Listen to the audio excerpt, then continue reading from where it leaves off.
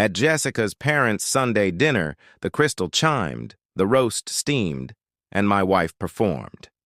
"So, Marcus," she said, eyes glittering, "I'm going out next weekend, new club downtown." "Sounds fun," I said. "Text me if you need a ride." She smiled the way a cat smiles at a trapped bird. "Stop acting like you own me. You don't get a say in where I go or who I'm with." The table exploded. Tiffany giggling, Brittany and Carla clapping, Mr. Patterson chuckling into his wine. I sipped water and smiled like a mannequin. In that instant, something clicked. If I truly had no say, then I had no reason to stay.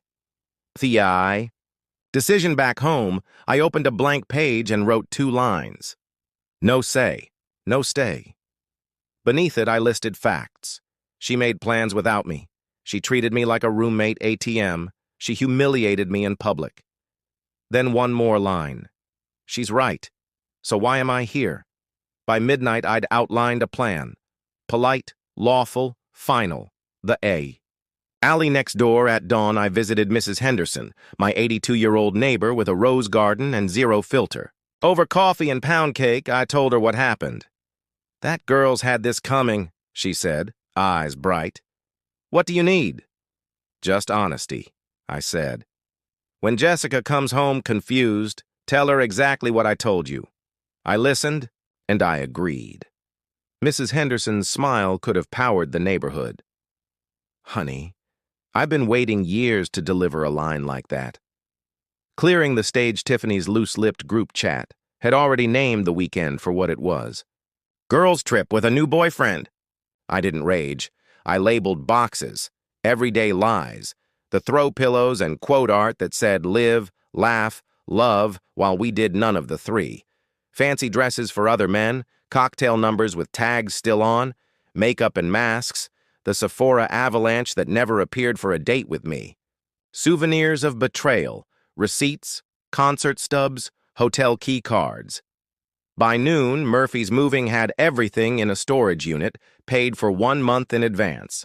The house exhaled, space returned, silence followed. I changed the locks.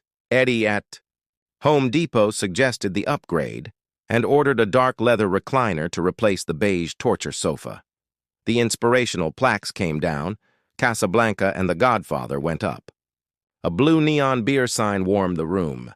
Then I did the one thing I'd wanted for years. I adopted a German shepherd named Bear, a 110-pound gentleman who appreciated quiet and loyalty. He tested the perimeter, circled twice on the new couch, and slept like he finally belonged somewhere. "Your key doesn't work. Here." Sunday night, the doorbell cam pinged. Jessica, flawless at 9 p.m., striding like she owned the deed. Her key slipped in, didn't turn. Frown, jiggle, harder, pound. Inside, Bear lifted his head. I scratched his ears. Show's about to start. Calls came in, blocked. Fists thundered on the door. More blocked calls. Finally, she spotted Mrs. Henderson's porch light. I watched from the camera as Jessica clacked across the lawn. "Jessica, dear," Mrs. Henderson cooed, opening the door before Jessica could knock. "You look troubled." "My key won't work. Something's wrong with the lock, and Marcus isn't answering." "Oh, didn't he tell you?" Mrs. Henderson said, laying it on like butter. "He said you'd made it clear he shouldn't act like he owns you, that he doesn't get a say. He was so happy to finally understand. He's giving you complete independence." Jessica blinked like she'd stepped on a landmine. "Are you saying he changed the locks?" "I wouldn't know the technicals," Mrs. Henderson said sweetly. "But he did mention redecorating, getting a companion, such a handsome German shepherd. Marcus said it's nice having someone loyal who doesn't judge him." "Where are my things?" Jessica whispered. "I recall something about storage," Mrs. Henderson said. "But my memory's not what it was." She patted Jessica's arm. "Sometimes people need space to live the way they want. Exit, stage left, curtain, the text Jessica's. Volume went neighborhood loud. "Marcus, open this door! This is my house, too!" Technically, it wasn't. Mortgage, deed, utilities, mine. Still, I didn't argue through a door. I communicated the way she had for months, through action. I sent one message, then blocked her for good. You told me to stop acting like I own you. You said I don't get a say. I agree. Your things are at 221 Storage Lane, Unit 9. You have one. Month. Good luck. Her phone lit up in the porch light. She read it, threw a tantrum, then threw her phone into my rose bush. Tiffany arrived, herding her into the car with big sister damage control. Peace returned. Bear put his head on my knee. I slept like a man who'd finally taken his own side. Narratives collide by morning. Jessica had authored a social media opera. Toxic husband abandons strong, independent woman. Crying emojis. Hashtags. 47 comments. But mutual friends knew us both. There are two sides, Dave wrote. Neighbor Tom added, seems like more to this story. I posted once, photos of the house before, after, me and Bear, a clean kitchen, and wrote, sometimes people tell you exactly who they are. Jessica said I shouldn't have a say in her life. She was right, so I gave her what she asked for, complete independence. When you stop having a say in someone else's life, they stop having a say in yours. No say, no stay, the tide turned fast.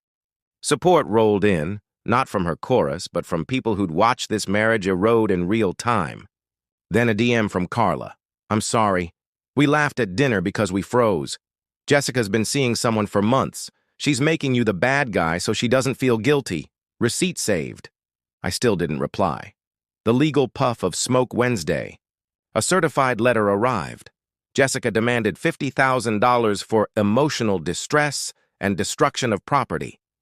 My lawyer replied with artful brevity, deed and mortgage in my name, receipt showing her belongings safe in storage, a ledger of 6 months' expenses showing her $0 contribution, and a counter for back rent, less storage fees.